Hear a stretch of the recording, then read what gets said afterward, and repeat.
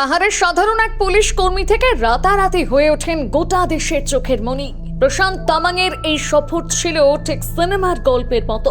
কিভাবে এক সাধারণ পুলিশ কর্মী থেকে বিখ্যাত গায়ক হয়ে উঠলেন প্রশান্ত তামাং, জানুন সেই অজানা কাহিনী। পুলিশ ব্যান্ডের গায়ক থেকে ইন্ডিয়ান আইডল, কিভাবে দার্জিলিংয়ের প্রশান্ত তামাং হয়ে উঠলেন দেশের চোখের মণি। পাহাড়ের বুকের এক ফালি রোদ ছিলেন তিনি, ঠোঁটের কোণে লেগে থাকা সেই চিরচেনা মিষ্টি হাসি আর সুরেলা কণ্ঠে ভর করে যিনি জিতে নিয়েছিলেন লক্ষ লক্ষ মানুষের হৃদয়, সেই প্রশান্ত তামাং আর নেই। মাত্র 43 বছর বয়সে রবিবার অকালেই থেমে গেল তার জীবনযাত্রার সুর। এই খবর মানতে পারছেন না দার্জিলিং থেকে সমতল সারা দেশের অগণিত অনুরাগী। নস্টালজিয়ার ঢেউয়ে ভেসে উঠছে এক অসম্ভব অথচ বাস্তব স্বপ্ন পূরণের গল্প। পাহাড়ের এক সাধারণ পুলিশ কর্মী থেকে রাতারাতি গোটা দেশের চোখের মণি হয়ে ওঠা প্রশান্ত তামাংয়ের এই সফর যেন ঠিক সিনেমার চিত্রনাট্য। 2007 সালে ইন্ডিয়ান আইডল সিজন 3 মঞ্চে তার জয় শুধু একজন গায়কের ব্যক্তিগত সাফল্যই ছিল না, ছিল একটি জনজাতির আবেগ, পাহাড়ের মানুষের সম্মিলিত স্বপ্নের পূরণ। দার্জিলিংয়ের ছেলে প্রশান্ত তামাং বাবার মৃত্যুর পর সংসারের হাল ধরতে যোগ দেন কলকাতা পুলিশে।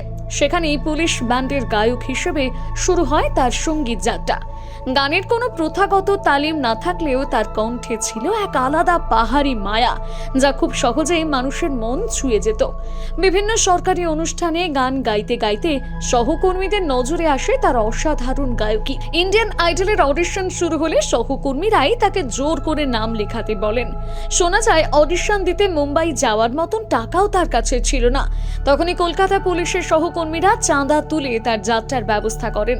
সেই অডিশনে প্রশান্তের সরলতা, নিষ্পাপ হাসি আর পাহাড়ি সুরের জাদু বিচারকদের মন জয় করে নেয়। মূল পর্বে পৌঁছানোর পর প্রশান্তের জন্য পাহাড় জুড়ে যে আবেগ তৈরি হয় তা ভারতীয় রিয়ালিটি শোর ইতিহাসে বিরল। দার্জিলিং, সিকিম, নেপাল সর্বত্র মানুষ নিজেদের ঘরের ছেলেকে জেতাতে একজোট হয়ে পড়ে। প্রতিটি পর্বে তার নামে আসতো কয়েক লক্ষ SMS, ভোট, স্লোগান উঠত, পুলিশ নয়, প্রশান্ত আমাদের হিরো। 2007 সালে 23 সেপ্টেম্বর ইন্ডিয়ান আইডল 3 ফাইনালে যখন বিজয়ীর নাম ঘোষণা হয়, তখন শুধু মুম্বাইয়ের স্টুডিও নয়, উল্লাসে ফেটে পড়ে গোটা বাংলা। কলকাতা পুলিশের তরফে তাকে দেওয়া হয় বিশেষ সম্মান। জয়ের পর আর ফিরে তাকাতে হয়নি প্রশান্তকে। সনি BMG থেকে প্রকাশিত হয় তার অ্যালবাম। পরে নেপালি চলচ্চিত্র অভিনয় করে দর্শকদের মন জয় করেন। গোর্খা পল্টনের মতন সুপারহিট ছবি এবং জনপ্রিয় ওয়েব সিরিজে তার উপস্থিতি নজর কাড়ে। প্রশান্ত তামাং প্রমাণ করে দিয়েছেন, সদিচ্ছা, পরিশ্রমান মানুষের ভালোবাসা থাকলে পাহাড়ের এক সাধারণ পুলিশ কর্মী গোটা দেশের আইকন হয়ে উঠতে পারে। আজ তিনি নেই, কিন্তু তার কণ্ঠ, তার হাসি আর সংগ্রামের গল্প থেকে যাবে পাহাড়ের বাতাসে মানুষের মনে।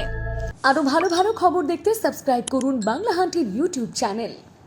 বাংলা হান্টের আরো খবর দেখতে নজর রাখুন।